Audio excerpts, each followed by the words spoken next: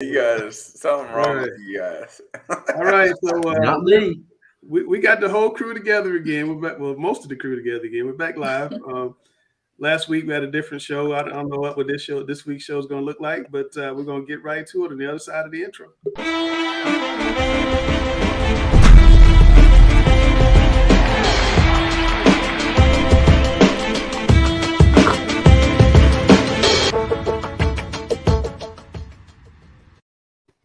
Throw those BMX biker gloves up again. BMX biker. No, they're copper compression. Yeah, brother. I feel like he's about to pop an ollie or something. So when I signed into the room, there was already somebody who had posted. It's 7:33. Michael Head said hello, and then later on he said he's going to play MLB 98 for PS1 on the PS3. I don't know how you do that, Michael, but good luck to you. Good luck, man. All right, here you. Good luck to you. But if you guys have comments, put them up. We'll talk about it. But Chelsea, I wanted to ask you, what game are you looking forward to most? I know the answer to that, but tell me what game you're looking forward to most is coming Friday. Well, this Friday, I'm looking forward to going to Gibbons versus Rollsville up there at Gibbons. Just 15 minutes from me. Yeah, how big a deal is that for? I mean, I know it has happened before, but for two Wake County teams to meet in the finals, the regional finals, how big a deal is that? I mean, I think everyone in Raleigh's just excited. It's players that we know, it's kids that we know. It's not my school or Cap 7, but Gibbons is Cap 7. Forget about that because they're private. But just seeing like a team that we've played before, it's all friendly competition to see people in our area succeed and go to that level. It's exciting. Absolutely. And Alex, before we break it all down, I want to know from you, from each class, who do you have going to the finals? All right, let's begin right here. I'll just go 4A. We're going to see Chambers and Cardinal Gibbons. We're going to see a rematch of the week 1 game, which was long. Yeah, but I do think we're going to see a rematch of Chambers and Cardinal Gibbons in what will be an absolute classic. It was so long you left. The game resumed at, I think it was 11:45. Yes, yeah. It was like a 4-hour delay or something crazy. Oh my goodness. Yes. All right, at the 3A classification, I'm going to go with experience in both ways here and say Dudley out of Greensboro, J.H. Rose out of Greenville. Okay. Always a good game, particularly with those tradition-rich programs, and that's certainly nothing against South Point and Jacksonville. South Point is certainly a state championship program itself. Sure. Jacksonville's played in the state final before, but Dudley and Stephen Davis, just right place at the right time. J.H. Rose, never, ever, ever will I bet against the one and only Marvin Jarman, one of the greatest Rose High graduates of all time. I think in the last 40 plus years since he graduated from Rose, he's missed like 1 Rose football game, 2 Rose basketball games, and 3 Rose baseball games. Wow. So Marvin's going to be there. I'm not betting against Marvin. So Dudley and Rose. All right. In the 2A classification, we're going to go with the storied tradition-rich programs of Shelby and Wallace Rose Hill. Again, that's not a slight to East Surrey. That's not a slight to Princeton. Shelby got the job done when it needed to get it done last week. This week is going to be more of a formality. Wallace Rose Hill, once again, Princeton, very, very solid program out of the Johnston County, Wayne County area, right in that locale. But just too much tradition here. Wallace Rose Hill gets the job done. Yeah, Princeton's star running back hasn't played the last couple of games. I don't know if he'll play this week, but that's going to be a big factor in that game if he plays or doesn't play. And then lastly, in the 1A classification, I'll say this very briefly. Let's just go ahead and commend the tremendous seasons that we've seen at Pender and Mitchell counties, because it's not happening. Okay. Robbinsville and Tarboro in the state final. And that's just tradition all the way through, and the beat goes on. You heard it there. That's Alex Bass, Hill State Hoops on Twitter when you want to get at him for his picks. I don't know. I mean, Sam, what do you think about his picks? Did he get them right? He got almost all of them right except one, maybe. What's the one he didn't get right? I'm not saying it right now. Here we go. You put me on the spot, I'll tell you everything I think. All right, Grace, what do you think about the state championship locations and the dates? Here we go. I mean, locations suck. I'm going to tell you that all the time. I love our respective schools. I mean, shout out to the ACC Atlantic champion Wake Forest Demon Deacons, who will be playing in Charlotte this weekend. Outside of that, Charlotte, I think, is in the western part of the state, has proven their dominance over the past few years.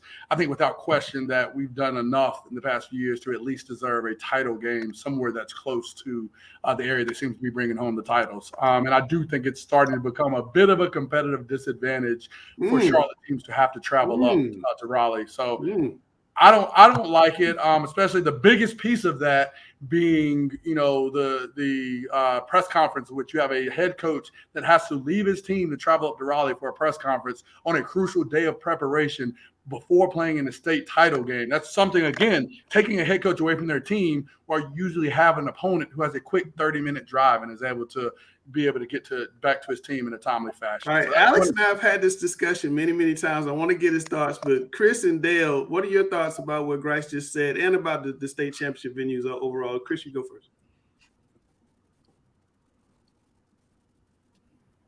Go ahead, Dale, or I'll go first. It don't matter. Yeah, Go ahead. You go first. I didn't really hear the question, to be honest. My computer was. Say that again. Grice was talking about how he thinks there's a competitive disadvantage with Charlotte teams having to go to Raleigh for state championship games when Roseville and Gibbons are going to be playing basically in their backyard. And I want to from that. And just about I'm sorry, my computer cut out on me. I don't know that I'd say there's a disadvantage. I definitely don't think that the sites are the best sites. So, I mean, I do think that there's a lot to be desired, especially playing at Chapel Hill. I like the venue at Raleigh. I agree that it is more east than it is west. I still wish we could find some sort of a happy medium like in North Carolina A&T, but I don't really think that it's a disadvantage for the West. I agree with what Grice says about the press conferences, especially in the day and age with Zoom and stuff like that. I feel like we could knock it out online. But with that being said, I'm not going to really say that that's a big deal either way. Dale. I think the biggest disadvantage would be the press conference. As far as playing, I don't think there's a huge disadvantage for the teams, but I do believe it might be a disadvantage for fans to always have to travel up and thus not be able to have the fan support. I fully believe that we should have games here in Charlotte. Charlotte's as central as Raleigh is to the state, and we've got teams. We always have teams from this area. This part of the state in the state.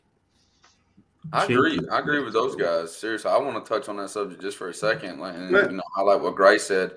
You played at Winston-Salem. You didn't have to deal with it. Yeah. The whole deal with, like, why don't we open it up? Like, it's the same time. It's the same places every year. Those stadiums are so big, it's diluted for the fans anyways. Like, why don't we go to an A&T, a Charlotte, Memorial Stadium, different places, or just visit all the colleges that have a decent stadium and just have it randomized? We don't have to have 3 or 4 games in one spot, or 2 games in one spot. We can just have one game here, one game there, and it's just all random, and it'd be kind of cool. Like, all right, the 3A's playing at A&T, that'd be kind of cool, but I don't know how they would work that out logistically with, the whole deal. I keep messing up with my Mr. Football chart, but Alex, 30 seconds, just your thought. 30 seconds, your thoughts.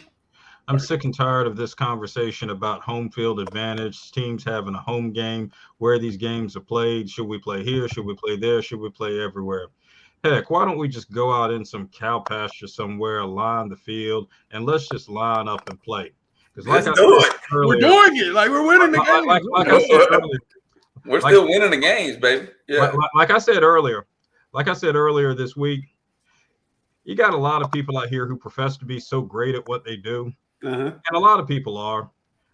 Well, let's prepare these kids to play wherever, whenever, and let's go out and get the job done. I'm sick and tired of hearing about home field advantage and all this nonsense. Either you can get it done on game day or you can't. I don't want to hear about people sleeping in their own beds as opposed to hotel rooms. I don't want to hear about noise in stadiums. I don't want to hear about you have more fans than I do. I don't want to hear any of that nonsense. Line up between the lines, get the job done. And if people best to be so great, really are that great, you can pipe music into the stadium at school during the week to simulate what's going on. Then play it in Charlotte. You have coaches staring Right. each other down, in terms of what's going on, and focus on the game, line up, and get the job done. Okay, that's fair. That's fair. But it's easy to say when you're in Raleigh and every game is in Raleigh. Y'all are winning the games. You're not winning the games. You're losing the games. It has nothing. It has nothing to do with it. Just tell David Tepper to get on board. Pay the I mean, underwrite the stuff. Hey, you want championship games? Underwrite the whole deal. Get the job done. It's not like you can't be done. Let's go. I like to see that. Okay, Mr. Football, we got.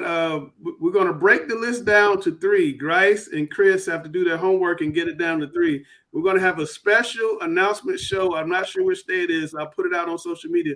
Well, a special announcement show. We break it down to 3 finalists, but there's going to be 3 of these guys on the screen. Sam, just looking at these 8. Did we get the right 8? Yeah, you got the right 8. That's exactly the 8 it should be up there. Thanks, Crown. That's a compliment. Yeah, they did really good. Really good. I thought you were going to go somewhere else. I thought Crown was about to rip us up on a new one. Wow, I'm flattered. Yeah, no, I'm serious. It was really good. I can go ahead and tell you the winner, but I ain't gonna do that. No. You don't know the winner. I'm just kidding. We're not going there. But Grice, how difficult has this been? I mean, it's been extremely difficult. I mean, I think to narrow down the excellent players to even just to 8. I mean, bump, where we were before. I think it's, it's something that is a tough task. I think the other piece is that having guys that aren't on the list that are, making great performances that are getting their way on. You look at a Kanye Roberts, you look at a Gosnell from Hendersonville, you look at Byron Brown, who earlier in the year, we're all talking about, man, maybe that was a flash in the pan from the spring. I mean, so many factors into play. We get some new guys in here. You talk about, Fortune and Millbrook. I mean, a guy that we look forward to seeing for 2 or 3 more years or 2 more years. And it's just very exciting to see, one, some of the new blood that's in here, some of these smaller school guys that are playing so well, and then some of those big-time school guys that we all know that still, regardless of what we expect of them, continue to meet that bar every single week. So I'm excited. It's been fun, and I can't wait to get it down to 3. Yeah, and also we have the super team coming up, guys. We sent out nominations this week to coaches. So coaches, check your inboxes. You should have your nominations, and Chris and myself and Grice and some of the guys are going to try to pick another super team. I think we did okay in the spring. What do you guys think? Can we do it again? Yeah. I know Grice is telling me we got to have more than one team, though. I think more than one team might be okay, but let me also jump in here on that Mr. Football. Yeah, I do think we ultimately got it right. But I've got to throw out there's some other guys who are right there on that cusp who I think still deserve some recognition with this Mr. Football. You got Cutler Adams up there at Robbinsville. You got Ty Turberfield at Mitchell. Folger Boaz and Dalen Lee at Shelby are probably neck and neck 2 of the most statistically best quarterbacks in the state behind Byron Brown. And Grice mentioned Kanye Roberts. Even our running back down there at South Point, Tyson Riley. Yep. He's got a boatload of yards and touchdowns. I mean, there's still some guys that could jump in there this week with some big-time games. But still looking at the competition and stuff across the state, I think we got the right names. Well, it's not over yet, fellas. Better have a good game on Friday night. Langston, I'll say, we talk super team. Anybody that contacts me, I'm sure Guru will say the same thing. Parent, kid, whoever, we're going to ask, did your coach fill out the nomination? That is the first question I know I'm going to respond with. Coaches, get that in there. We want to make sure guys are represented and supported. I sent it out. There it is, fellas. I sent it out. You see, there's more responses than that. We had 43 responses in about 10 minutes. That's when I screenshotted that. Players, make sure you're getting on your coaches first to send those in. Yeah, send in your nominations. In fact, I got a couple DMs today from parents, but, it's key to coaches sending the nominations because we don't want to leave anybody out. But in some areas, we might not know about a kid, and we want to, make sure we cover all of that room. And players, most importantly, be sure that you ball, because if you ball, you will get the call. Well, speaking of that, Alex, that's a nice segue, because we got to see who balled and got the call this week. Who were the best players for North Carolina this past Friday at the Grice's Gyms?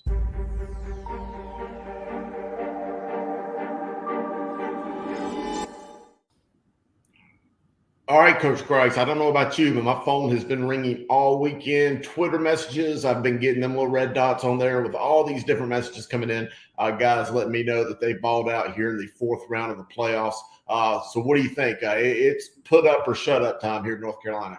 Without question. I mean, you're going to see some familiar names, maybe last names, and you don't know the first name, but there are guys here that you know about and have heard about, because in these big moments, I'm leaning on my guy, Guru. I'm not going out without my guy getting the opportunity. And if you give some of these kids the opportunities that they deserve, or the opportunities that they get finally in a big-time game that they haven't had much of, they're going to have big numbers. We're about to see that here. So let's get into it.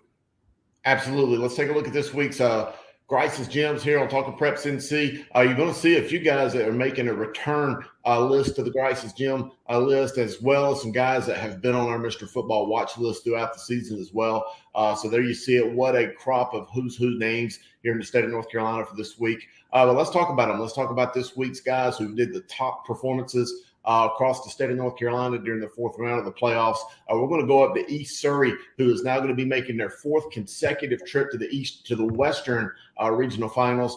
Coach Trent Lohman, that team has done a phenomenal job. Had to come back. I was looking at the scores all night. We were standing on that sideline over there at Huff, and I seen how far down that East Surrey was in that game to Maiden. But quarterback Folger Boaz rallied the team, just got him, put that team on his back and got them over that hump against Maiden.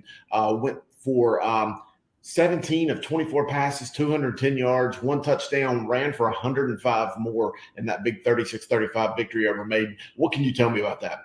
Oh, I mean, the last name, yes, you've heard that last name. This is the younger brother of Jefferson Boaz, quarterback that's won a state title up at East Surrey. Younger brother trying to do the same, whether it's 1A or 2A. He balled. I mean, you talk 17 of 24, that high percentage passing. Also, you mentioned the 105 yards. That was 25 carries, Guru. I mean, it was very clear, 49 plays, he was going to have the ball end up in his hand, and either it was going to somebody else or it was going to be a defender that was going to have to make that tackle. I mean, it's a big win over a good team that we've highlighted in the past.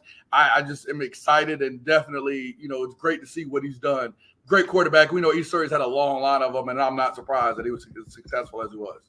Yeah, absolutely. East Surrey, again, making their 4th straight trip to the Western Regional Finals. They won a state championship. They played in a couple more. What a program the coach Trent Lohman has built up there at East Surrey. Some of the guys here in the Charlotte region remember him from being over at Bandy's, son of a legendary coach. But wow, what a big time year for the Cardinals, and Folger Boaz being that quarterback. He's getting all the attention in the world. But hey, let's talk about another team, the 2-time defending state champions in Chambers. You got Anshawn Camp, the junior quarterback, who played a very solid game, went 12 of 18, 240 yards and a pair of touchdowns over a very solid Weddington team. What do we see about this game?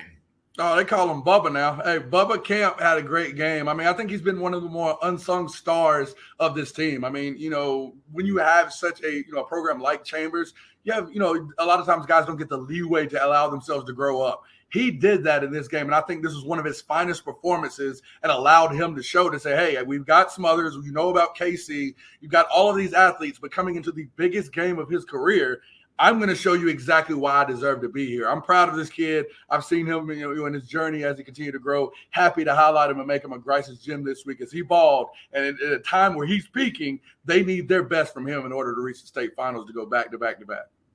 All right. Hey, this next guy, we're going to go over here to Shelby, North Carolina. Obviously, everybody knows about the Golden Line tradition there at Shelby. Well, this game pitted the 2 most prestigious teams in terms of winning state championships in the state together. Reedsville made that trip down to Shelby. Shelby helped end the 32-game winning streak by Reedsville, and all of that was done primarily from the defensive performance of Malachi Hamrick. He has been on our Mr. Football watch list from the beginning of the year, and this game right here, he showed why. He led that defense to sacks. Quarterback Al Lee 8 times, limiting him to 131 yards passing. He had 39 touchdowns on the year. Hamrick had 14 tackles, 5 tackles for a loss, and 4 sacks. That is a big-time defensive performance in the biggest of game for them thus far this year. Oh, I mean, the talking back and forth this week between Shelby and Reedsville and who's got more and all of that was settled on the field Friday. And I mean, Malachi Hamrick led a great, defensive unit over there at Shelby and exactly showed the reason why we had him on the watch list for pretty much most of the year and why he continues to be a force and one of the best defensive players in the state. I mean, 14 tackles in such a big game, as you knew. This is a game where stars were going to reign here. We knew if the plays were going to be made, if big stops were going to be had, it was going to have to be by the greats in this game. And Shelby and Malachi Hamrick, he's one of those. 14 tackles, 5 of those for a loss. That is a dominant performance along with 4 sacks. Great. Absolutely. I love those black lines on the field over there at George Blanton Memorial Stadium. And also Malachi early in the year, I think right before the season, announced his intentions. He's going to go play for Mack Brown and the Tar Heels next year. So that's a big acquisition for that Carolina defense. They certainly need him right now. So I can't wait to see him put on a show up there at the collegiate level as well. Hey, let's stay in this same region right here, the Big South region. You got Elijah Pfeiffer at South Point, had a 5-yard scoring run to beat Crest 34-27 in overtime. And going to get South Point to their first regional championship game since 2016. Pfeiffer was a quarterback, was 4 for 6 passing, 86 yards, ran 21 times for 90 yards and 2 touchdowns. I hate that we don't have any film on this guy. But again, we know what it's like, that Crest South Point rivalry. That's a big time win for Pfeiffer and that team. Oh, we knew the rematch was going to be just as good as the first game. And I mean, the first game pitted the battle of Maury Adams and A.J. Riley here. While we didn't have A.J. Riley here highlighted, Elijah Pfeiffer was the difference in this game. Clearly with the touchdown, we highlight the passing. Of course, we know it's South Point. I mean, I've seen South Point for years. The passing numbers ain't what's important. 21 times, 90 yards, and 2 touchdowns, including the game winner. To win that game against such a storied program as Crest, he deserves all the praise, and that's why he's a Grice's Gym. Great win for South Point, and they move on to face a mammoth opponent in Dudley next week. All right, well, congratulations to you, Elijah Pfeiffer. Sorry, again, we don't have any film, but you are at Grice's Gym this week. Let's go over to Greensboro, to Dudley High School. They had that big 20-6 victory over Statesville.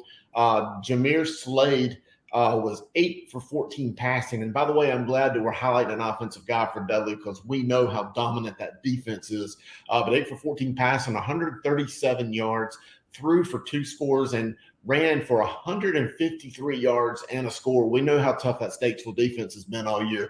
That is a big-time performance. Statesville had beaten 3 playoff opponents by a combined 133 to 3 points.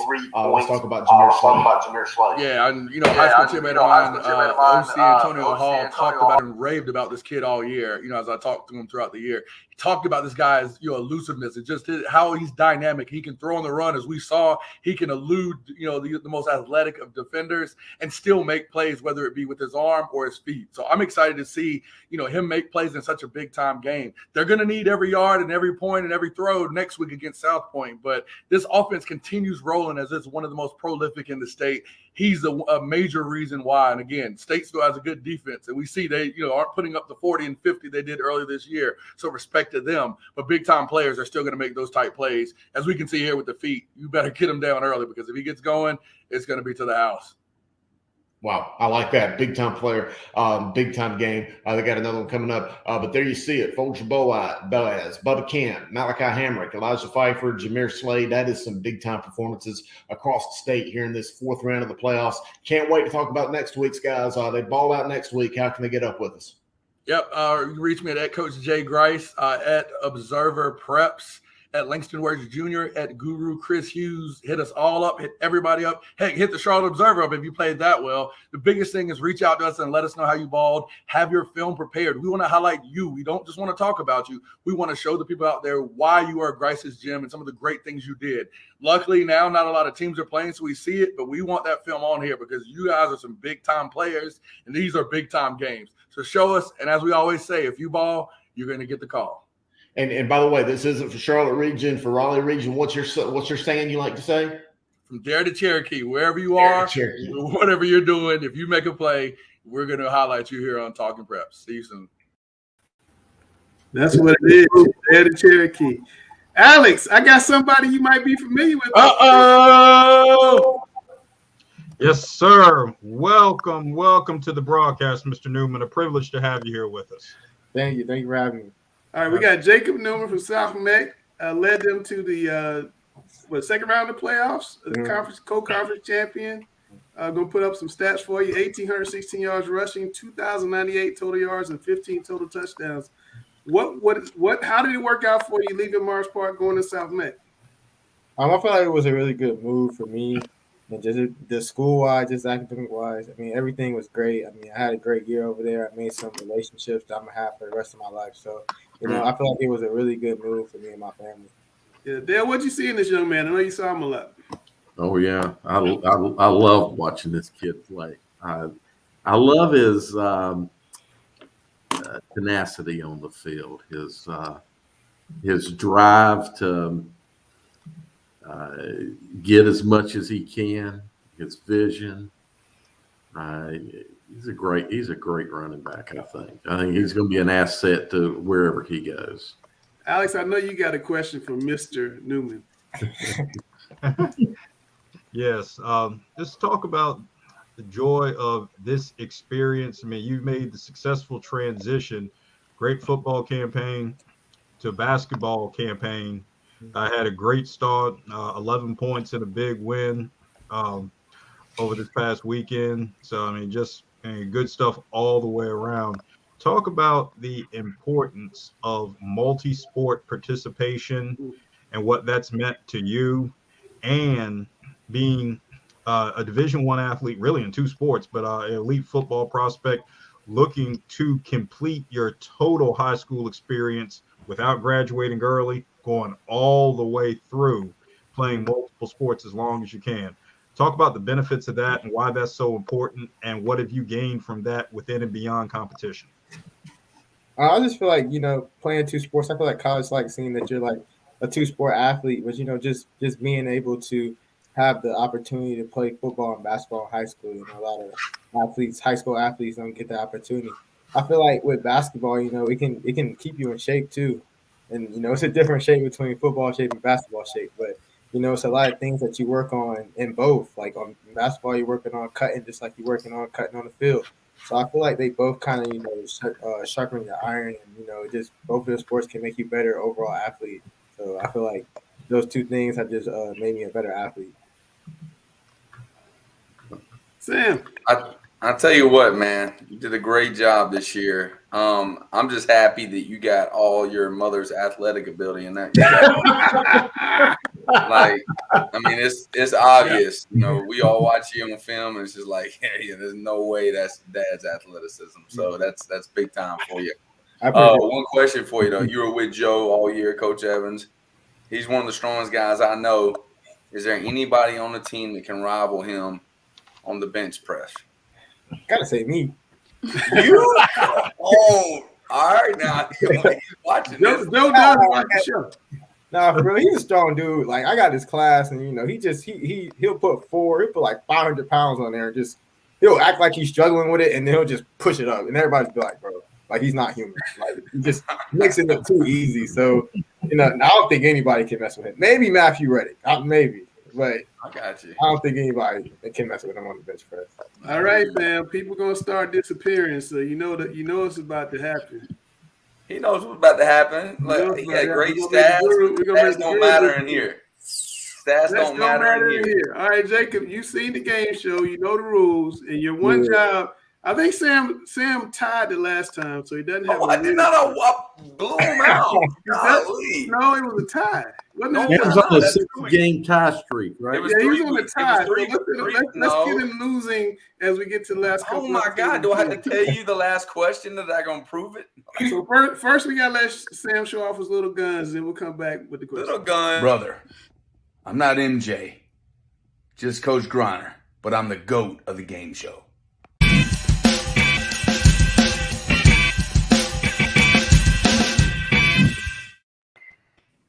All right, Dale, Dale, Jacob, you have to answer the first question, all right? And then Sam answers the next one. But here we go, Dale. Okay. Charlotte Catholic's Elijah Hood ran for 3,690 yards in 2013. Boy, Not a typo. That was some more year. If it was, do I now? I said that was not a typo. 36. Yeah, no. I remember. I think when you first sent this out, it had it in a game, but breaking his own county record of 3,309 yards set in 2012.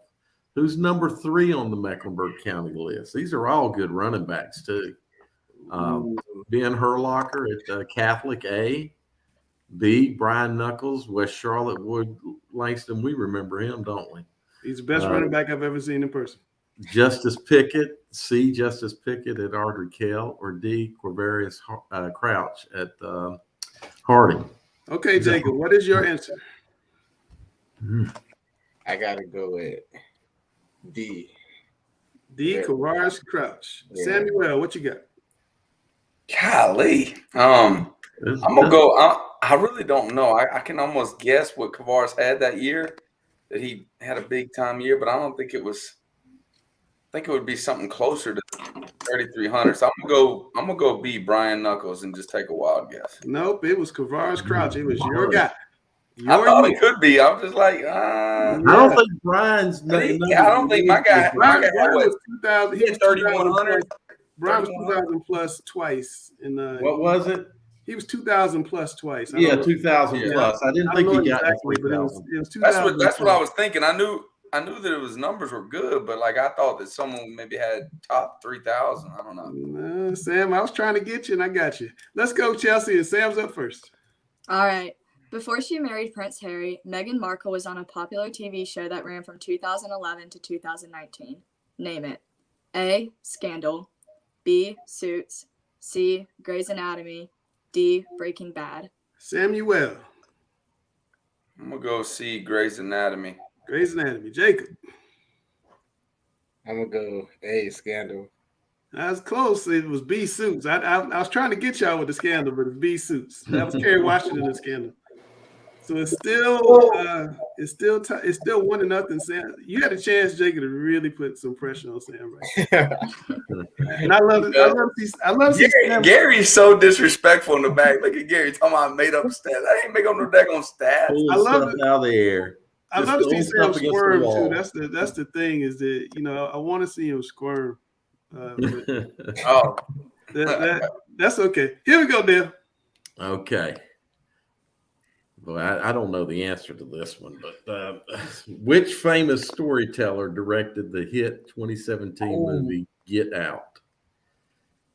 A. James Wan, B. Jordan Peele, C. And I looked this up, Guillermo del Toro.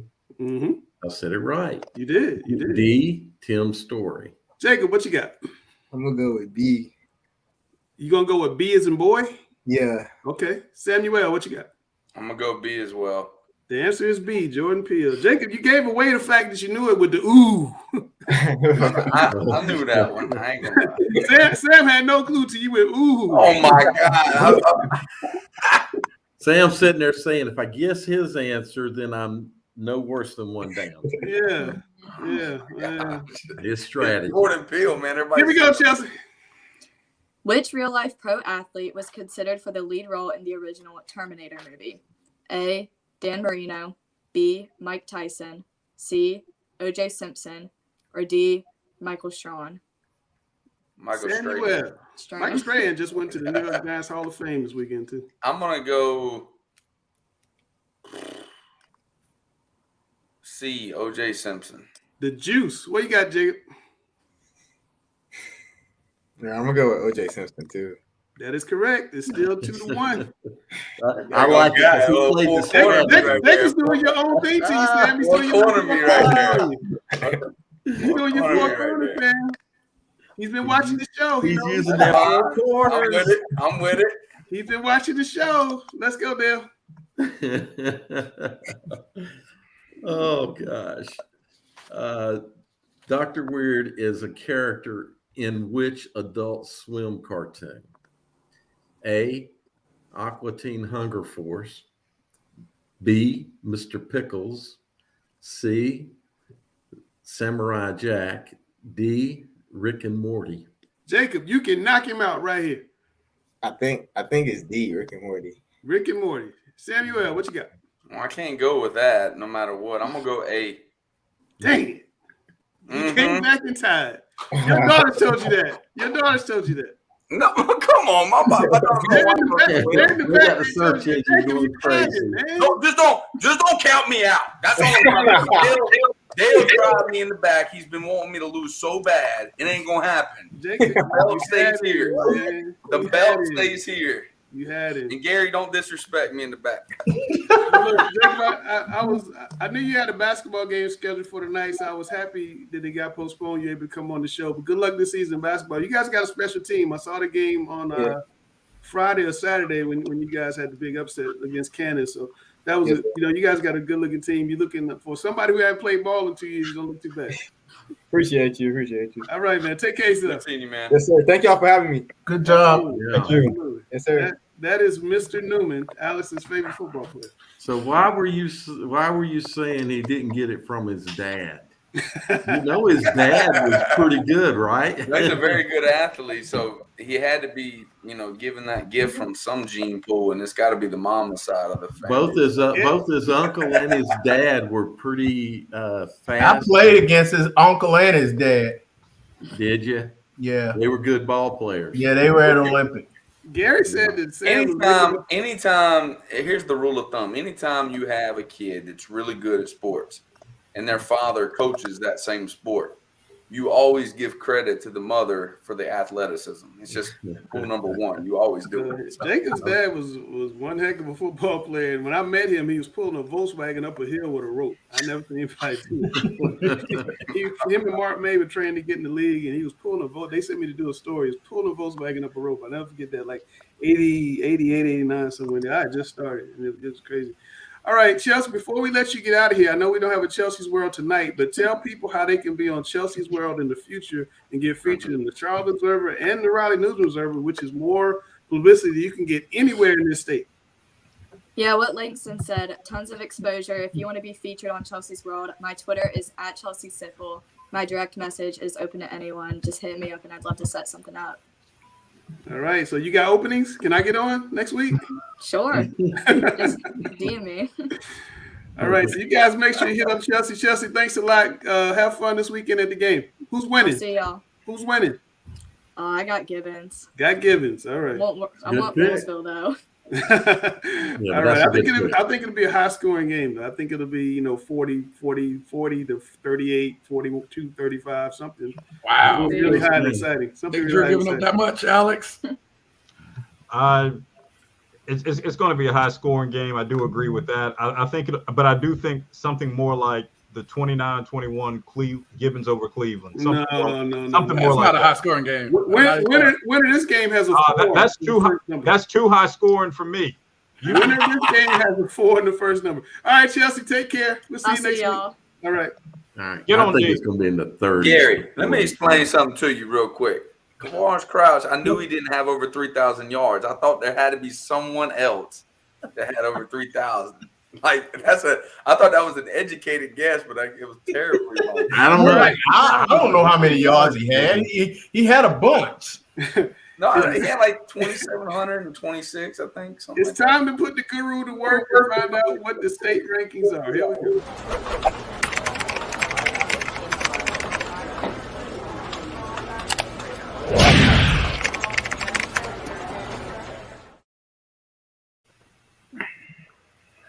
All right, guys. Well, let's take a look here at the 1A rankings. We'll start there. Tarboro, obviously the number 1 ranked team of the state. They've got a tough contest on Friday against Pender. I do not think that that's going to be a walkthrough. I think that they're going to have to win it. You see Mitchell right there. Mitchell just continues to look good. Ty Turberfield statistically is one of the top offensive performers in the state. Robbinsville, again, Cutler Adams. I like what I've seen out of that young man. That's a tough physical team. Their battle with Mitchell is going to be fun. Pender right there. They got a 3-headed monster in the backfield. They're really good. All these other teams are obviously out of it. Mount Airy, Northside, Murphy, Northampton, Eastern Randolph, Southside, all great teams. But, hey, them top 4 are the top 4. They're the ones that still got a chance. Chris, I wanted to ask you, do you feel like you have to rank the semifinalists top 4? Do you kind of say, well, maybe there's a team that lost to another team that's better than the other one, so I'm going to keep them high? Yeah, I struggle with that sometimes. And in the 4A, it hasn't necessarily worked out that way. I mean, I still think that there's some better teams that are out that are better than some of the teams that are still playing. But in that 1A where there's some definite contenders that you just know without a shadow of a doubt, they're the top 4 teams. I think you just got to put them up there in that order. Mount Airy and Pender, let's just say, for instance, those two go at it. I kind of like Mount Airy's chances, but it is what it is. Pender's still playing, and I think Pender has a legitimate chance to beat Tarboro Friday night. I would not be shocked if they did so. Whoa, he's at Guru Chris Hughes on Twitter.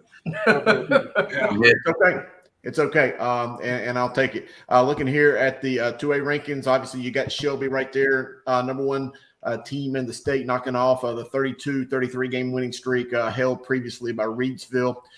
Dalen Lee is just putting on a show. Like what I've seen out of that young man. Princeton again right there, doing it without Jaden Brooks, the running back. So very impressed with what I've seen out of them. Remember, Princeton has played a super aggressive schedule. They had played East Duplin early this season. They went out and played some tough teams. This Princeton team is for real. They've been really good for a East Surrey right there. East Surrey's been to the 4th round of the playoffs now 4 straight years. I do think East Surrey might beat Shelby. I would not be shocked at all if they do.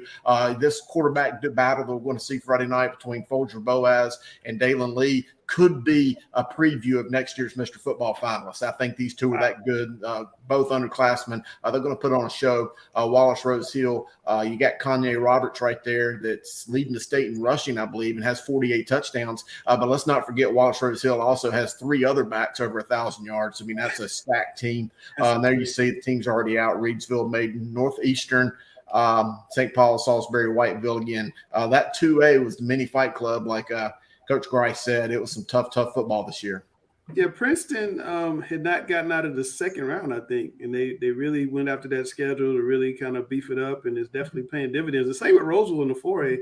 I think these Eastern teams playing, tougher schedules, kind of mimicking what we're seeing in the West, is paying off for them a little bit.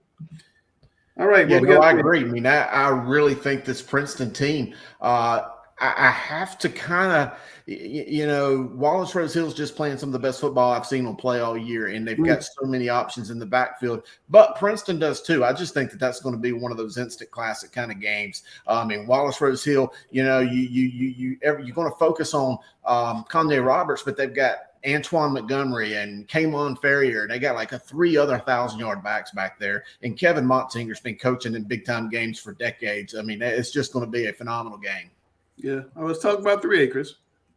I don't think there's any question who the number 1 ranked team is. Dudley had that win over Statesville Friday. Dudley probably has the best defense that I've seen. I just think that they're the most complete team in 3A, and I really think that there's a pretty sizable gap down to number 2, and that's no disrespect to South Point, who has went the hard road this year. They've played tough teams. I think Gaston County, this might be the best year I've ever seen collectively out of all the Gaston teams combined.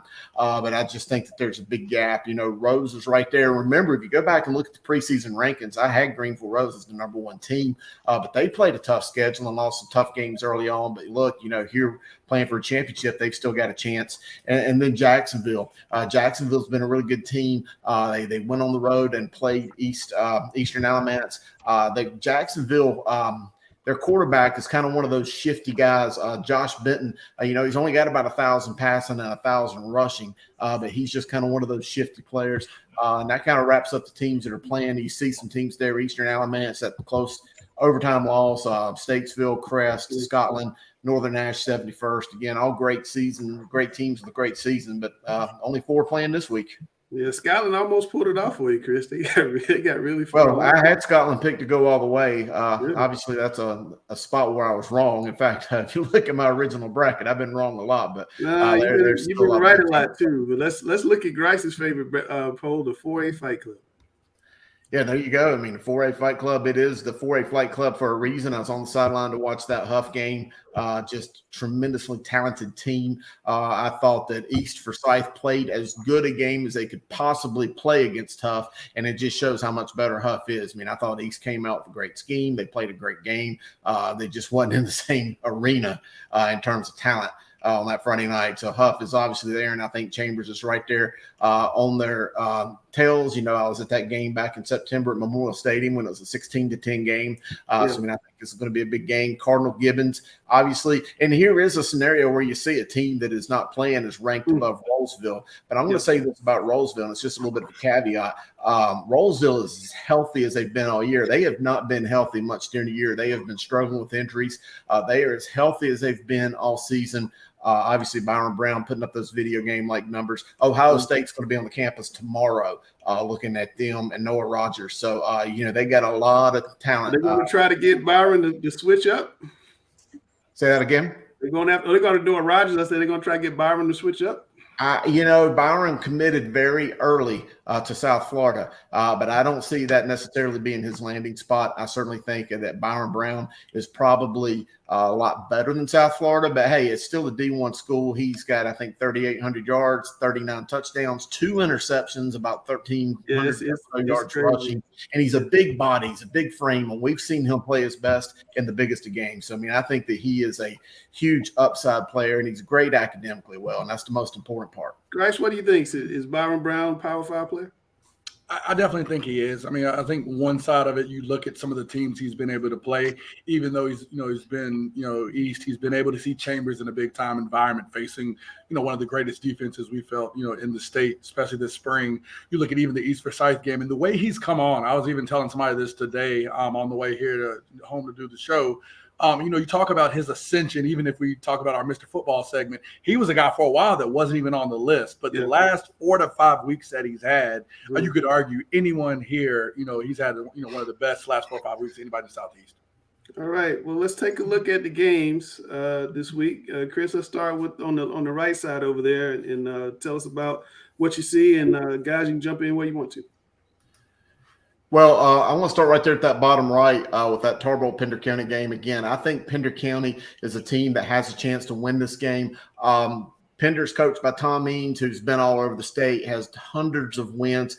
Tom Means left Pender and went to, Ashley. He went to Patton over there in Morganton. He was a big-time quarterback at Davie County and played at Elon. So, Tom Means has been around. He runs that old Georgia Southern-style ham ball. He has got a backfield that's got about 3,000-yard rushers in their own right. I'm trying to think of their names, but Anthony B, I think, is one of them. They've just got a lot of talent. So I do think that Pender has a chance to beat Tarboro. I mean, obviously, I think Tarboro is going after their 6th or their 8th state championship. I think 4 in like the last 5 years. So Jeff Craddock has obviously built a machine. Tobias Dorner is kind of their workhorse out of the backfield. Got a lot of talent there. Obviously, that T formation. I think that's just going to be a Donnybrook of a game. That Robbinsville-Mitchell County game, again, you got Cutler Adams at Robbinsville, who just gets behind those tackles and goes. And they're just such a physical team. And then on the other side, you got Ty Tuberfield at Mitchell and playing at home. And that's just an incredible home field advantage there at Mitchell. So I think that's a tough game. Looking up there at that 2A. And it's hard, by the way, for me to even think of picking a winner in that Robbinsville-Mitchell game. I think it is just such a 50-50 ball game. Looking, obviously, kind of said, Wallace Rose Hill, you got 3 running backs at 1,000 yards. Princeton is on a backup running back in Christian Paris, who put on, I think he rushed for about 250 yards on about 35 carries last week. So, a tremendous effort by him. I do kind of think Wallace Rose Hill is playing the best, but dadgummit, you look at Princeton, and they've played great all year. That East Surrey at Shelby game, I do think that East Surrey has a chance to win this. I'm not going to get here and just call for the upset, but I'm just going to say it right here. It would not surprise me in the least to see the Cardinals advance to the championships. Sam, is that going to happen? Is Shelby going to go out in the regional finals at home in front of all those people? Absolutely not. They're Lions. King of the jungle. No, we can't get you. Not so fast. No, seriously, Shelby, come on, man. Like, they got the black lines down. They mean business. It's just what it is right now. But honestly, Langston, I mean, even full disclosure, we will talk about the game of the week. Yeah. This one was a close second. I mean, you look on both sides of this, the way East Surrey has played, both explosive offenses and explosive quarterbacks there with Folger Boaz and Dalen Lee. I mean, I'm excited to watch this game. If I could get out there in time, I would have to leave here at 3:30 just to be able to get out there to watch the game. But, you have two great programs. Coach Lohman's going to come in there with those boys, coming from 1A, showing it doesn't matter to them. 1A, 2A, they play good football, and they're going to be ready to go. So, I mean, it's going to be an excellent game. But goodness, to pick a winner there first off, and then to see Shelby lose at home, I just can't see it. I mean, it's going to be a fun one. You better get there early, I'll say. Go eat first. There's only one game I feel certain about in all these games this weekend. That's the one I think Shelby wins. It's going to be like Gibbons. It's going to be a high-scoring game. I think the winner's going to have a 4 as the first number, but I think Shelby's going to advance to the state championship game. Shelby's defense is just such underrated. They're really good. No, not underrated. Got a monster game. All right, Chris, tell us about the 3A. All right, obviously you got Jacksonville going against Greenville Rose. Greenville Rose won that game 28-21 earlier in the season. Remember, Rose was my preseason #1 team, so that's a team with a lot of talent. Will Jones, quarterback, has just come on tremendous of late. He has just been on fire. Very well coached team, doing a lot of great things. But on the flip side, you got Coach Bo Williams, and he's a coach and protege. Grew up under his dad's tutelage. He's also a big timer as well, and he had Jacksonville in the state championship a couple years ago. I mentioned Josh Bitton, the really shifty, I like to use that word, senior quarterback. If you'd watch his film, you just kind of see how he moves around. Just a really almost like a Doug Flutie-ish kind of player, 1,000-yard passer, 1,000-yard rusher. And then that Dudley game, these are just two traditional powers. Dudley may be one of the most complete teams I've seen of any of them. In fact, I think if I was going to do a top all classification team, I'm not so sure that I wouldn't have Dudley as the top team. You just look at those two ends and they got about 60 sacks, I think, this year on that defense. I think Dudley has somewhere around 2,900 yards passing and about 5,000 yards rushing. And I think they've put 53 rushing touchdowns on the scoreboard this year. Dudley is really good. But looking at that South Point game, Adam Hodge, he didn't fall too far from that Mickey Lineberger coaching tree. Coach Mark Barnes at Scotland used to tell me that Mickey Lineberger ran Paul Johnson's Georgia Tech offense better than Paul Johnson did. And I think Adam Hodge does it as well. And you got A.J. Riley there in that a lot of that motion and that stuff out of the backfield. I think that will be a little bit of an equalizer to take some of that pressure that Dudley's going to bring Adam away from him. Yeah, and Chris has talked about, these first 3 classifications. I threw some notes on the screen. Shout out to the State Association for shooting this over to us and all the media. But Tarboro going for 6 straight seasons is pretty special. They've not gone to a state championship since 2016. So a whole class of kids has come through, class and a half, and not seen them not go to a state championship. Wallace Rose Hill's going back for the first time since 2017, and Princeton's going for the first time since 79. And then there's Sam Shelby team, 8 out of 9 regional finals, and East Surrey's in his 4th straight. And I guess, Grice, to your point, that was probably the #2 game of the week in North Carolina. I mean, that's pretty amazing numbers. And then, J.H. Rose and Jacksonville hadn't played in the playoff game since 2002. But Dale, talk to me a little bit about the South Point Dudley matchup. Both teams are regional finals for the first time since 2016. I think that's the I believe that's the top 2 teams in 3A playing each other. I do believe that there is a gap between Dudley and South Point. I think Dudley's just they're too good a team, but I'm not going to count South Point out. I think they can get a few things going right. They can potentially play in this game, but they really are going to have a lot of things going right. Dudley's just that's going to be a hard team to stop. And personally, I think that should be the state championship game. But Grace. Hey, OC for Dudley is Antonio Hall, my high school teammate. We lost in 2003 in the state championship game to Belmont South Point. Do your job, Coach Hall. You got to get us our get back. We've been waiting a long time. Here it comes. Get it back. He's my college teammate. I know. Hey, he's got a job to do. We need our get back. I wanted so bad. I wanted to beat Kings Mountain so bad so I could go against them and just pick on them at halftime, like out there in the middle of the field. But yep, that didn't happen. Do your job, man. Come on. There's always next year. All right, before we get into the game of the week, Chris and Alex, let's talk about this Roseville game with Cardinal Gibbons. You see the notes up there. Roseville's the lowest seeded team to reach the regional finals. We talked about them being 5-5, and Gibbons is his third straight. Alex, what do you see in this game?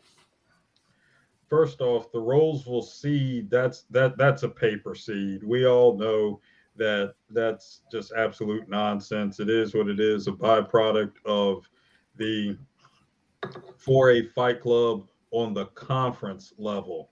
As we know, that Northern Carolina conference, other than our good friends in Charlotte and Charlotte Mecklenburg, represented here by Sam Griner and Jonathan Grice, and from years past, Gary Richmond. Other than that conference, this might be as good a conference in the state as you'll see.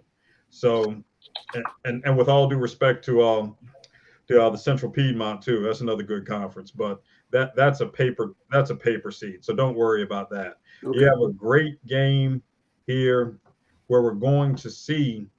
It's basically the irresistible force meeting the immovable object.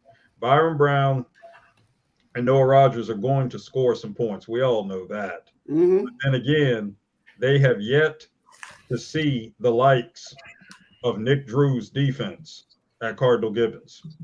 So, I mean, this is a made-for-TV kind of deal right here. All right. Nick Drew, who has just added to his resume time and again,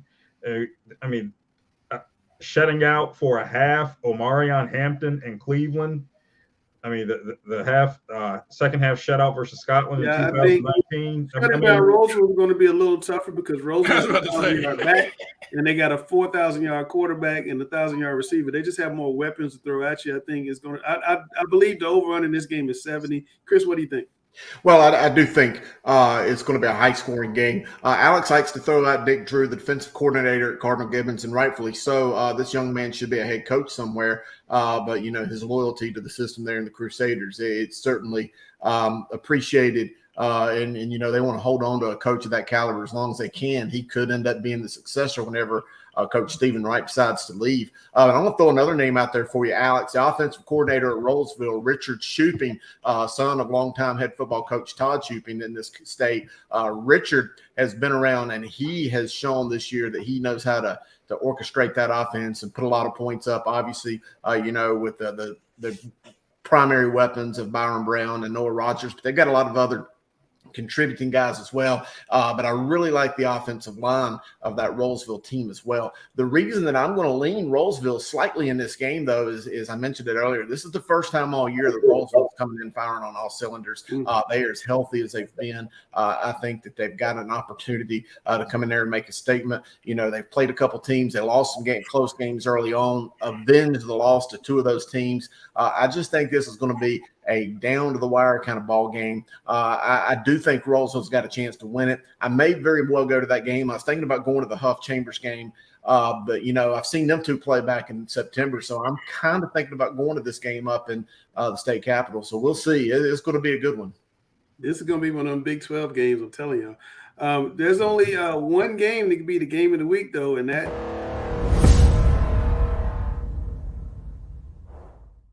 all right, before we let Gary loose, and the Chambers people waiting on Gary, and Gary hadn't said a word since he's been on the show. Why they waiting on me? They waiting on you. Chambers let me get through the intro. Chambers is in the 6th straight regional final. They won the past 3. Huff is for the first time since 2017 when the Huskies lost to Mallard Creek, when Mallard Creek was the power. It's amazing that these 3 schools in the northern part of Charlotte have been so dominant. Huff and Chambers met earlier this year. We discussed that. Huff won 16-10.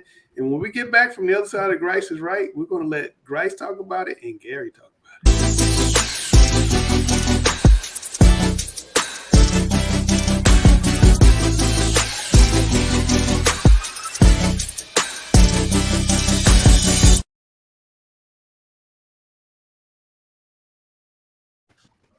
All right, those other games are this cool. week instead of this is the game, huh?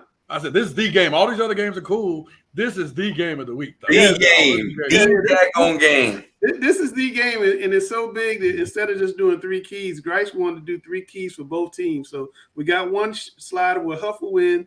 Then we have another slide, Chambers fans, while Chambers will win before you start coming on. Yeah, I see what you titled this. Goodness, Langston, you like tried to set me up here. You see what he did, Grinder? Like, look at this. He did. He did it on purpose. I'm trying to tell you. I know he did. But hey, have you not noticed? Langston's hands are clean when he's doing this right now. He always are. But let's get from behind. Let's go behind the curtain for a second. I laugh because Langston always seems so impartial and everything. Normally he sends me a message with some games. We try to pick them. This week all he said was send me your keys. He knew what was up. Everyone did. I mean, this is one of those games I think we're going to remember for a long time. You have 2 teams that are nationally ranked in the top 40, 2 teams that are unquestionably for a year or more been the best teams in probably 100-mile radius. Huff and Chambers, I mean, it's going to be a fantastic game with the storylines aplenty. You look at Huff aiming to do something that they haven't done with a school that has probably the best team that they've fielded since its inception. You have a team in Chambers that is coming off looking to be iconic. I mean, we don't have many coaches like a Glenwood Fairby that are going to go the back since Mallard Creek has done it. I don't know. It's been a while, of course, since Tommy Knott, since someone has been so prolific. So, I mean, you're chasing history and legacy on both sides. So the storylines outside of the game are so immense. And I mean, even talking with both sides, I have friends on both sides that coach in this game. I'm excited and grateful to be able to see, what they're about to experience. This is, to me, life and legacy changing. And yes, it's that important. Because I've seen both of these teams, I mean, more than I've almost seen their entire season as far as film. Even watched this game last night again, the 16-10 Huff victory in the regular season. I wanted to switch it up and kind of go why Huff could win this game, why Chambers. I think this game is as 50-50 as it can be. Looking at that first game, you see a lot of missed opportunities. But let's start on the Huff side. If Huff is to be victorious, if this is in the paper, Langston writes about Huff being victorious, these 3 things are going to be the things that happen. First, Hudson's going to have to play the best game of his life. You look in the past 3 weeks, he ironically has been at about a 48% completion percentage. To compare that with the game that they won 16-10 over Chambers, he actually was at a 48% completion percentage as well. The last 3 games, he's had 2 touchdowns in the air and also 3 picks. In the Chambers game, he also had the -1 interceptions over touchdowns, being held without a touchdown pass while throwing a pick in that game. So I think he's kind of been where he is. He needs to take that next step. He's got it in him, and him at his best is one of the best players that I think quarterback-wise in this state. He's got to take that step and really take hold of this game. If he does, that offense is really going to explode and put up some big numbers. Second, we got to go to special teams. To me, special teams, is going to play a big role in this game. Nolan Hauser, the sophomore kicker for Huff, is one of the best players in the state. You think about it in a game and how games go where field position is so important. This guy's kickoffs consistently go into the end zone or the 1-yard line at the worst. He's able to kick from 45 or 50 yards as far as field goals. So as soon as Huff crosses the 50, they're basically in his range. This guy has 5 field goals in the last 2 games and was vital in the first game versus Chambers. And I think he's going to be there again. I mean, he's having a great run. Let's go to the defensive side. Talking with Coach Chachi Sullivan. This is Coach Chachi Sullivan's best defense that he's had since he's been at Huff. And he's been there in some capacity since it's opened. He talked about this defense being the right amount of aggressive but heady, meaning they make the right plays but are aggressive enough to stop important players. Even so far in the playoff run, they've held, Mr. Newman, as we called him, to very pedestrian numbers. You talk about East Forsyth, Keyshawn Brown only having, I think it's about 77 or 80 yards, with the majority of those yards coming in the fourth quarter with under a minute left. They've done a great job so far. They've got their biggest test again in Hollywood Smothers, but this is going to be the reason. These 3 things, if they win, they're going to have to happen.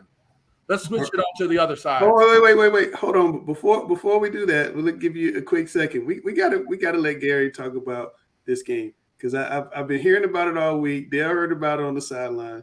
Gary, just give us your thoughts on Chambers at Huff. Hey, Grice, go on the NFL Network for all that mess. Chambers is gonna win the game. Simple as that. Okay. You can do all that analyzing and this and that and that. Unless there's a ton of turnovers and over 100 yards in penalties against Chambers, Chambers is going to win the game. Period. Simple as that. You don't have to do all that other stuff. That's it. Chambers going to win. They better. They better. All right. What about their coaching, Gary? Huh?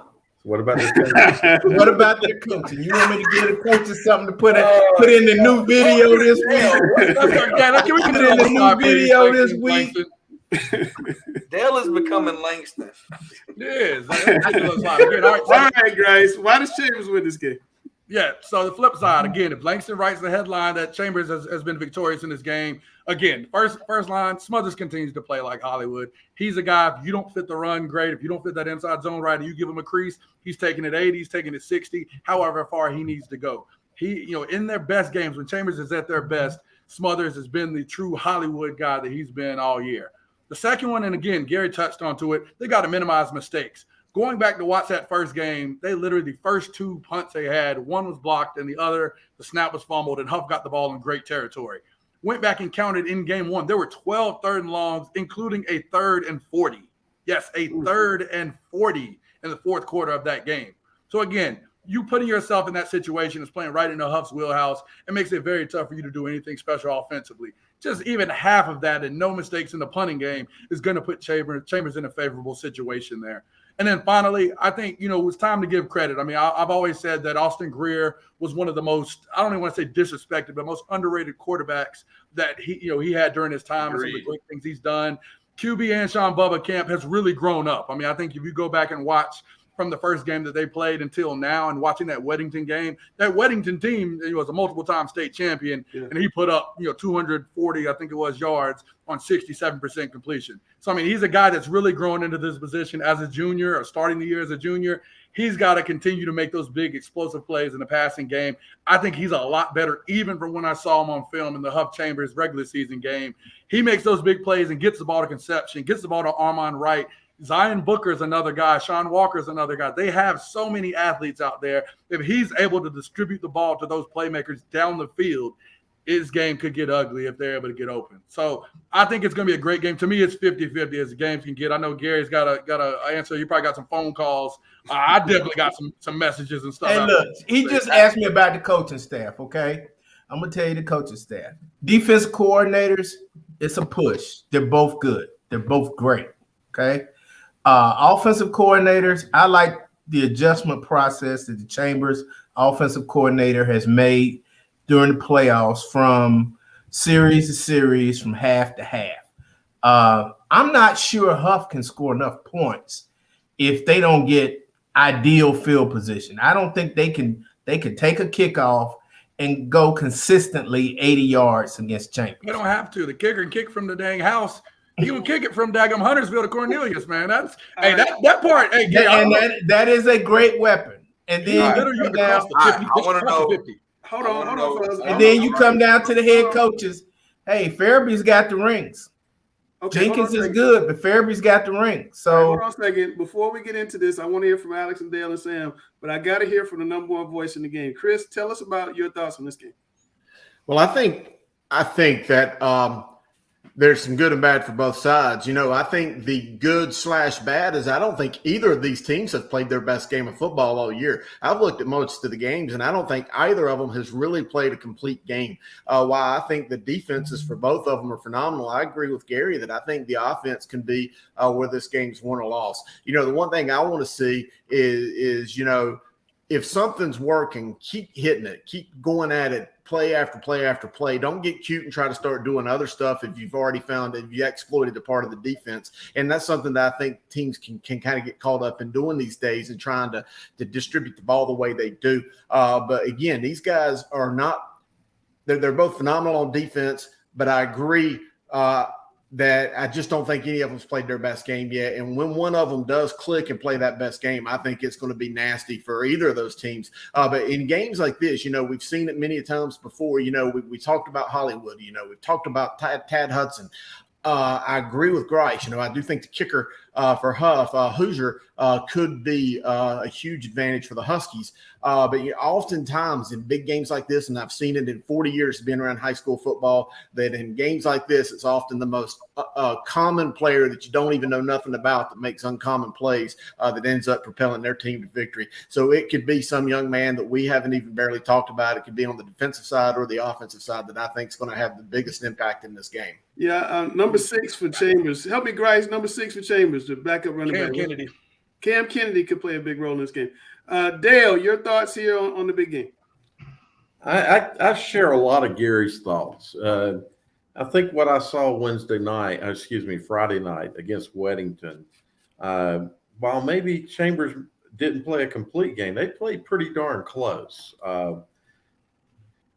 They did kind of limit their mistakes as well. They didn't have quite the penalty mistakes that we've seen in some of the other games. And quite honestly, having seen them dominate Weddington and I saw Huff dominate South Mecklenburg, it looked Weddington probably a better team. And just the way that they handled things and the way they played Friday night, I think it's their game to lose, just seeing how things have gone the last few weeks. Right. Wow. Okay. Samuel, I'm a little scared, but I'm going to let you talk.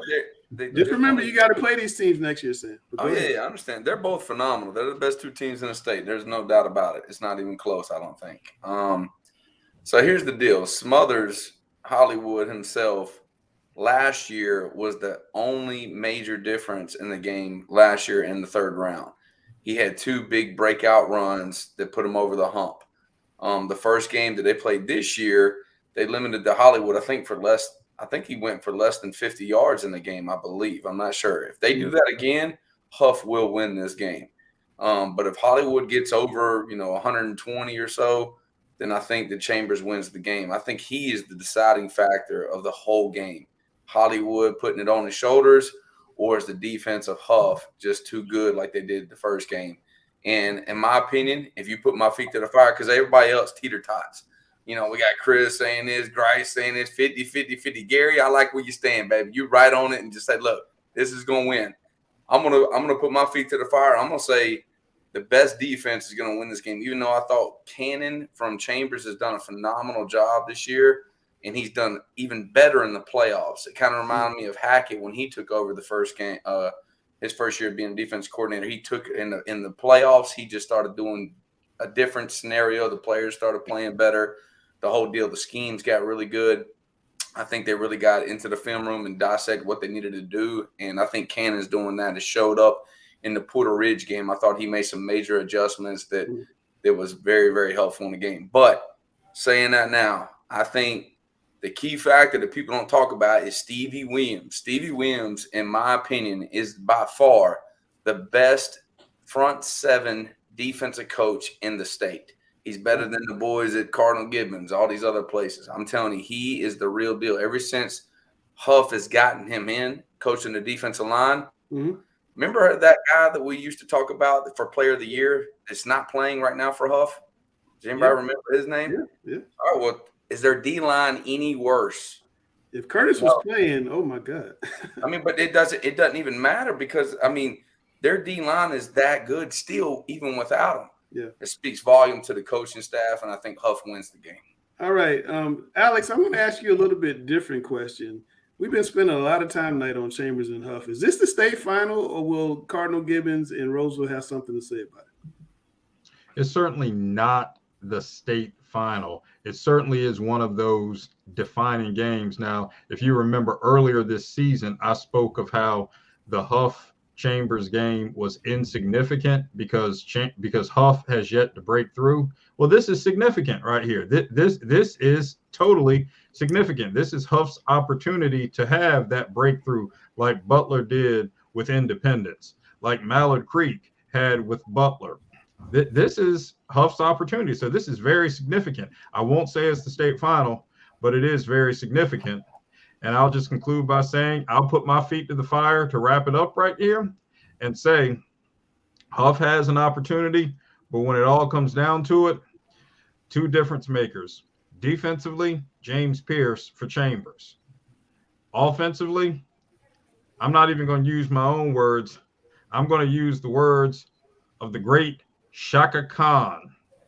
There's a song that Shaka sings that says, he's waited at bus stops all his life. Yeah, you get on the bus to play for championships. He's been in and out of those spaces. He hits the holes time and again. Seeing eyes that spoke to him with that great field vision. From sad, hadn't been sad the last couple of years, and gifted spaces, sad and gifted places. Gifted places being Chapel Hill and Raleigh for this gentleman. And if anyone recognizes what I'm talking about, the next line of the song is, he's on his way. He's going to Hollywood. I was wondering where you're going. All right. In every Democratic or Republican convention, there's always rebuttal. Chris, you had a rebuttal. Well, I'm going to agree and disagree. I do think this is the state championship game between Huff and Chambers, with only one caveat, and that is just the two of them physically beat up on one another so bad, and you've got 5 or 6 kids injured going into the next week, and then maybe a Gibbons or maybe a Rollsville will sneak up on them. And when I said that neither team had played a complete game, that was with very tough standards, because again, these two teams have set the bar so high, and you got to grade them at their biggest strengths. So I don't think that they've played their most complete game at their standards, but they've played incredible games. That I think the gap between third and the rest, or second and the rest of the 4A is very, very big. So with that being said, I do think this is a state championship game, unless they just completely beat up on one another and allow one of the other two teams to kind of sneak in there. Wow. Well, this is one of the most anticipated games that I think we've seen in a few years, and it's definitely one I hope a lot of people go out and watch and enjoy, and we'll come back next week and talk about Grice's gyms and break it all down. But right now, we got some fresh faces to introduce to you guys that Grice Chris worked on.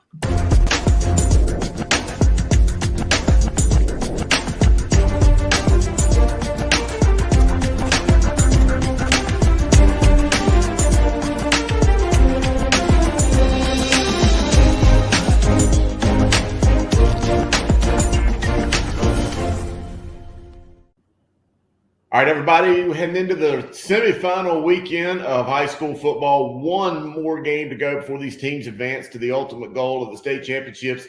But Coach Grice, we've still got a lot of young, fresh ballers that are out there balling it out that have deserved to get on this fresh faces list. So, hey, I'm going to say to you, when you're playing this time of year and you're making those big-time plays and kind of bursting on the scenes, I mentioned it last week, freshmen and sophomore aren't really freshmen and sophomore anymore.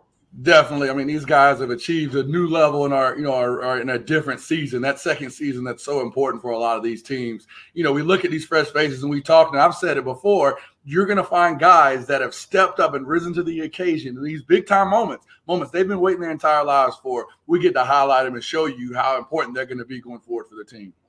And in this unprecedented age of 6 rounds of the playoffs, we've now got some teams that have played 5 rounds, are going to be playing 5 rounds this week. So anyway, hey, without any further ado, let's hit this week's group of fresh faces here. We're going to start up there in Raleigh, North Carolina. Cardinal Gibbons High School, fresh off a 42-14 victory over Panther Creek. Senior Ethan Grace had 3 sacks en route to that big win for Cardinal Gibbons. Tell us about him, Coach. Yeah, and I mean, we talked about Panther Creek for a while. These spring season, this fall season, they've been stout. But, I mean, I think this game and this season, I mean, Cardinal Gibbons' defense has been crazy, stopping Amari and Hampton, among others. And, I mean, this guy, Ethan Grace here, is a reason why. Alex always talks about defensive coordinator Nick Drew and how, effective he is. You can't be effective without great players on that side. And then we see a defensive end here is, great guy. You can see why he's getting all the sacks. Definitely a great get off and somebody that you got to account for no matter what you're doing offensively. Yeah, absolutely. Good-looking young football player. He is a senior, but again, sometimes just players, even senior football players who may be starting, it takes a while for them to kind of get their seasons going. And playoff games like that, sometimes uncommon players or common players make uncommon plays. I've heard that saying for a long time in my coaching career. So Great job there for Ethan Grace, Cardinal Gibbons High School. Let's stay in Eastern North Carolina and go all the way down to the southeastern coast to Jacksonville. The Cardinals have a 27-20 victory in overtime, 27-21 victory in overtime over Eastern Alamance. Let's look at Damon June. Damon June had the game-winning touchdown in overtime to propel the Cardinals to that victory. Tell us about it, Coach. Yeah, and I think we're going to see it right here. Again, it has on here he's a freshman. He ain't a freshman anymore. And with making plays like that, you can see why they had to get him on the field in this playoff run. A lot of freshmen are sitting there cold on their, after having their respective JV seasons. This kid here shows his elusiveness, shows his ability to stick his foot in the ground there and as he gets near the sideline and get those last few yards. I mean, it's great. You see his size. You see the numbers he had there. I mean, what a productive kid here as a young guy. And I think somebody we're going to have to be looking at as we go further and as he goes further in his career. Yeah, he had 12 carries for 82 yards. But again, he's a freshman and did that against a very good, rock-solid Eastern Alamance team that had been up there near the top of the rankings all season long in overtime for all the marbles on the table. So great job there. Damon June, sorry I messed up your name earlier. All right, Coach Grice, let's stay right here in Eastern North Carolina. Princeton High School had that big victory over St. Paul's. Remember, St. Paul's was in the state championship game back in the spring. And let's talk about Christian Paris. Had 247 yards and 3 touchdowns in that championship game. Jaden Brooks has been out with injury, and he has really stepped up his game. Let's talk about this young man, Coach. I mean, I think they just keep producing great athletes. I mean, we knew about Jaden Brooks, somebody we've been watching, for a while now. But again, the next guy to step in there, Christian Paris. I mean, you look at the speed, the trusting of his blockers. I mean, again, a lot of times for a guy that hasn't had the reps as the star, you get in there and you don't necessarily trust those blockers, or you're trying to do what the star is doing and not running along the track that you're supposed to. We see that the guy's, his versatility. He's probably been on kickoff return the entire time. Now he's adding that duty of being in the backfield with that. We can see how impactful and how dynamic he's been this season. They seem like they haven't missed Jaden Brooks these last couple of weeks, and here's why. Yeah, you see that phone booth football that you like to talk about, but that wing T and that single wing offense that Coach Travis Gaster's running, that is really hard to contain sometimes. You got to really play some assignment football and disciplined defense to know where that ball's going. But when you got an athlete like him that can take that confusion and next thing you know, be 40 yards downfield, that's pretty impressive. Tough to stop. It really is. And that's Eastern North Carolina football there, by the way, guys. It's a beautiful thing to watch when they get that well-oiled machine running at full speed. And finally, let's talk about one last fresh face. We're going to stay in Eastern North Carolina once again to Greenville. Greenville Rose, J.H. Rose High School junior quarterback Will Taylor had he's got a 225-pound bench. I'm looking at that. Went 14 of 26 for 299 yards in their big victory over Scotland County. Remember, I had Scotland County penciled in to go to the finals. Greenville Rose, by the way, was my preseason #1 pick. But when you see this performance that Will Taylor had, that is a big-time performance. I mean, see him fitting the ball in there between the defenders. I mean, he's got that accuracy that can hurt a team, even as I know Coach Bailey's defense was pretty stout. He's going to be pretty tough to defend going forward. But, you like to see that again, 14 of 26 pass and 299 yards in that win. We know Scotland County has a great team. So it was going to take an epic performance like this for him to be able to be successful and lead his team to the regional final. Definitely great that he did it, big time from him. And we look to see them going forward as they have a chance to reach state. Absolutely. All these young, fresh faces we talked about today still have at least one more game. Some of them's probably got 2 games left to really ball out and show what they can do. We're going to look forward to covering most of these guys over the next few years here at Talking Preps. But, man, that's another week of fresh faces. It's big standouts, Coach. Oh, my goodness. I mean, great athletes. Again, some of those standouts and big-time upsets or filling in for big-time stars that we know about, these are the guys that are proved to be crucial and dependable down the stretch. Glad we could highlight them here, Guru.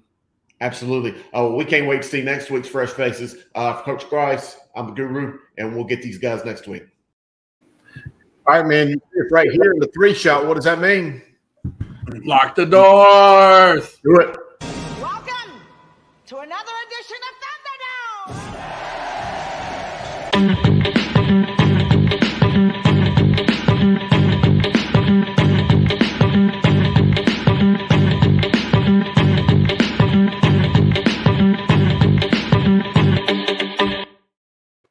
I didn't see me here in the background, but I was having to text some of the football coaches in the East to kind of ask for forgiveness before they see me picking completely against them. Yeah. All right. Well, Coach Grice, Coach Griner, you go pick, you go receive, defer? Well, I'm gonna defer today. You're going to defer. All right, Coach Grice. This is about defense, baby. Come Friday night, it's about defense. Round 1, are 4 state championships better than 8, or is the right number somewhere in the middle? You're up.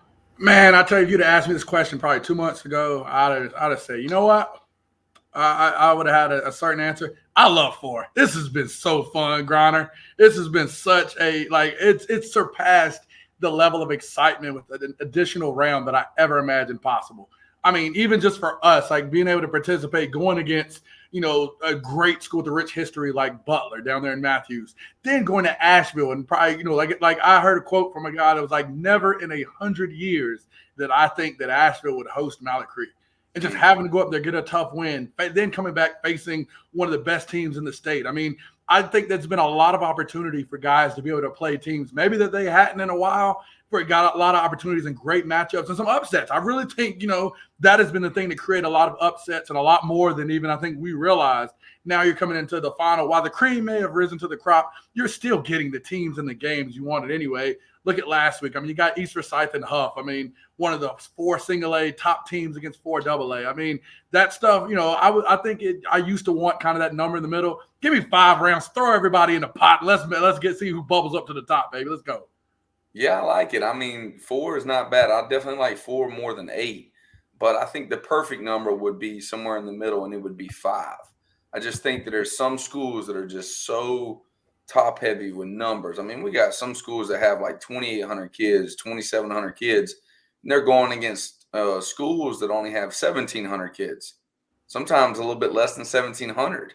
And that's 1,000 people more in their school to pull from to play sports. And I think that we need to have a 5A class, a 4A class, 3A class, 2A, and a 1A. So I really like the 4. I'm not disagreeing with you, Grice, but if someone said you have your perfect scenario, I would say 5. Well, Sam, I know you don't like the number 6, but I personally think 6 would be the right number. Or 5 if the 5th class and the 1st class were smaller, and then you got the 3 in the middle that are much closer together. I agree with the points that both of you make. It makes for good conversation and stuff we can carry on into the offseason. It's always good to talk about. But Coach Griner, the second question is up for you. Should the Panthers trade Christian McCaffrey, who signed a 4-year, $64 million extension in 2020? No, you shouldn't trade him, because I don't think he's going to get – you want to trade someone when they're on their high so you get more for them. I think if we tried to trade him right now, then we wouldn't get as much as we should.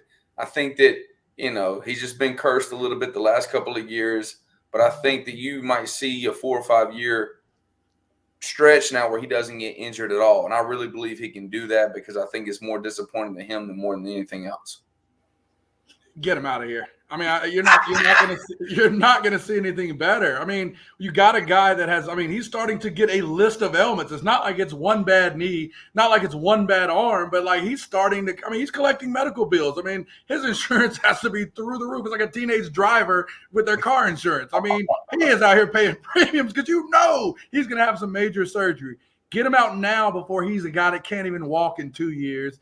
Get in a productive back. You're able, again, with the contract, the new team can restructure it so he still can be attractive. There are certain teams. I mean, everybody always, puts white guys and the Patriots together. Maybe they can figure out something, or somebody that can use him. Maybe but get a productive running back in here. Get some offensive line even. Heck, let's go that route.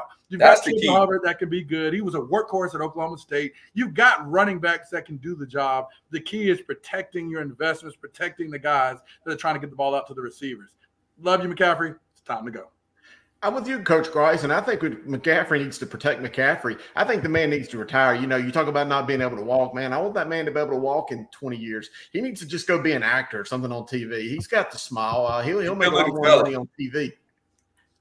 All right. He definitely is good. Here with you for this final question here on Coach versus Coach today. What's the best pregame meal and the one that you don't want to ever have as a pregame meal ever again? My favorite pregame meal, one I usually would have, would be a chicken parm sub and a Caesar salad. that to me was just the perfect meal, and I'd always eat it. I'd go get it from Tony's Pizza back when I was at Hopewell. Give me a nice little sub there. They did a great job, and that was something that I just always enjoyed.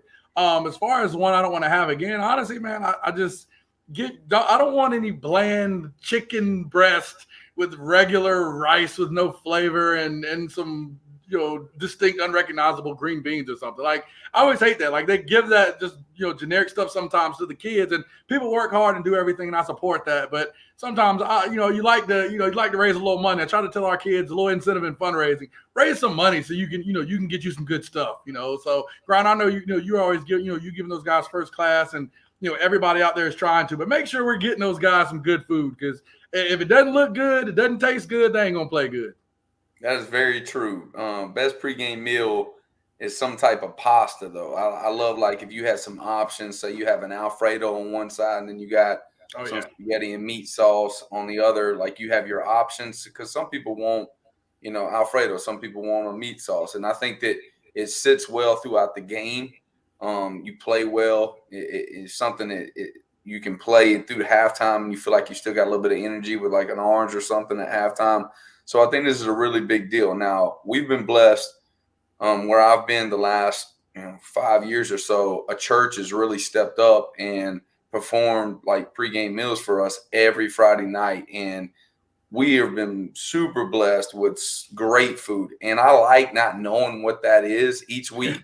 I look forward to it. Like, before, I used to go get Maggiano's, which was phenomenal when I was advanced. I used to go get Maggiano's and stuff, and it was really cool. But, like, I knew what we were eating, and I was like, dang, I know what we're eating. No, you want to know. Like, there's enough certain things that's going to happen in your life on Friday night. I need one thing to be consistent. I need one thing to where I know. I may not know what that 5 technique is going to do. I may not know what my right tackle is going to do. But I know at 2 p.m., dang it, I'm going to Tony's Pizza. I'm getting my sub. I'm getting my salad. And that's going to be great. And it's going to be predictable. And I'm good. The one I'm totally agreeing with you about the bland stuff. No like rice and just bare chicken. Like that. That's just seasoning. Like, come on, man.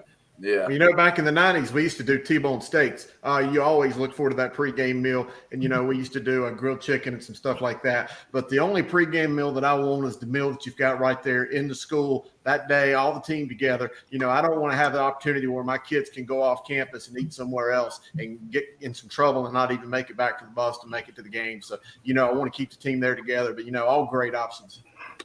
All right, well, guys, we had a fun show tonight. Some lively debate from Alex, who got a little animated, as he sometimes does. As we should. He should. And it's time for the star of the show to have his big moment. So we're put him in his one shot. There's so many bigger stars in this show than me. I'm just privileged to do this, but I am going to be at the big time show game. I'm going to be at Huff versus Chambers at Huff. And I am going to take my boy Hackett. Coach Hackett's going to go with me, and Coach Chad Greer. We're going to go eat at the Chicago Dog, because one of my favorite things to eat is a Chicago-style pizza, and there's one at Chicago Dog in Cornelia. So if anybody wants to join us, I'm coming. Look forward to it. It'd be great. I like the big rice, and the guys show up. Chicago-style pizza. Isn't that like meat on there? Like, that's no. It's like a pie. The sauce is on top of the cheese. It's very thick. No, I've had a Chicago pizza, even in Chicago. I don't trust you. I'll take a picture. Sam, you gonna have meat or just cheese in your pizza?